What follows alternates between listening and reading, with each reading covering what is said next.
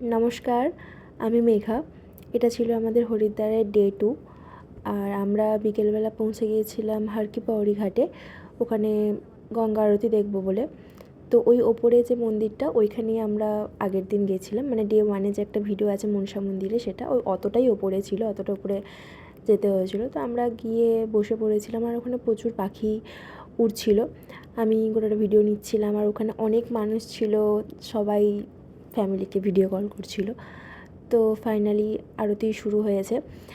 Two be very honest, আমার বেনারসের আর গঙ্গা আরতি বেশি ভালো লেগেছে। এখানের আরতিটাও ভালো, বাট ওটা একটু বেশি মনে লেগেছিলো। যাই হোক, আমরা ভালোভাবেই সব আরতি দর্শন করলাম। আজকে আর সেরকম কিছু আমরা করিনি, মানে শুধু আরতি দর্শন করেছিলাম, দেন ব্যাক করেছিলাম। তো দেখে নাও আরতিটা একটু।